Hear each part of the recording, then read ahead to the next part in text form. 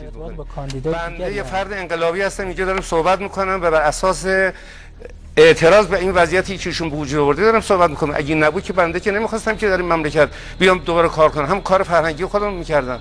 ایشون مملکت رو کشیده به یه جایی که پر از دروغه، پر از نفاقه، داره پرونده سازی میکنه.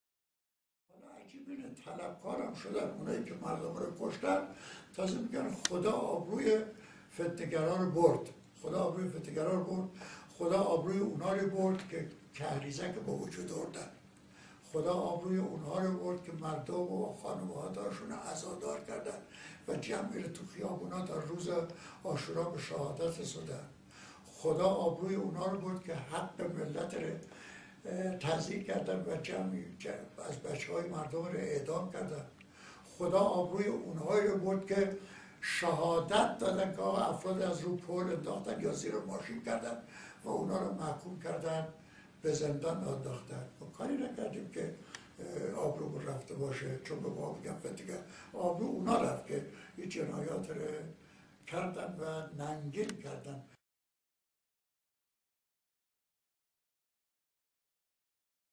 خانم رهنورد که دارای درجه دکترای علوم سیاسی هستند، در دولت آقای خاتمی به عنوان مشاور سیاسی وی فعالیت می‌کردند و از سال 76 تا 85 ریاست دانشگاه الزهرا رو بر عهده داشتند.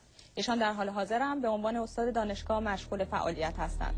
خانم رهنورد علاوه بر حضور پررنگ خود در مبارزات انتخاباتی، در جریان رویدادهای پس از انتخابات هم گاهی اوقات حتی صریح‌تر و قاطعانه‌تر از همسرش میرحسین موسوی موضع‌گیری کرد.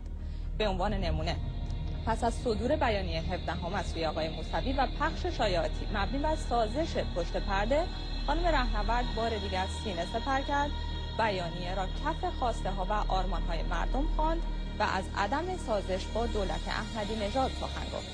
و همچنین خواستار آزادی فوری زندانیان سیاسی به ویژه زنان دربند شده است.